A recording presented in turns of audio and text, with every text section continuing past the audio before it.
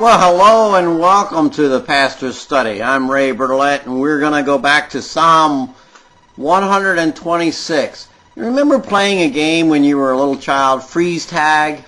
And you were always thankful when one of the team members would come up and unfreeze you. And you'd be able to run again. You'd be able to get around, and you'd be free. Well, the psalmist talks about being free from the captivity. When the Lord brought back the captivity ones of Zion, we are like those who dream. The Lord has done great things for them. The Lord has done great things for us, and we are glad. The psalmist is talking about the captivity that Israel had found themselves in, and that joyous moment when God, through his sovereignty, had brought about their release. That they were able to return to the land of their birth, to the land that was promised to them from captivity, from the things that held them in place. But you and I, we roam around all over the place, and we don't think about whether or not we're captive.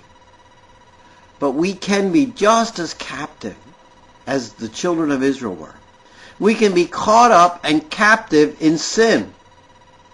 We can be carted away with the sin that besets us, which holds us in place. We too need a release.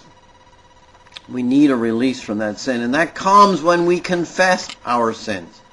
When we admit that we are sinners, when we admit the sin that we have done, when we are willing to stand up and say, I have sinned, and it's holding me in this place. It's when God's forgiveness pours out upon us, and we are released from that sin. We are set free from the power of that sin. It no longer has authority over us, just as the captives no longer had authority over those that were captors. Those that had been released didn't have to listen to them any longer. And he says, oh, those who sow in tears shall reap with joyful shouting.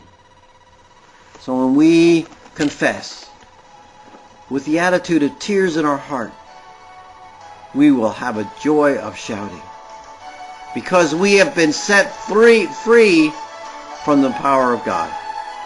Thank you for joining us today. I'm Pastor Ray Bertolette saying goodbye, and may God richly bless.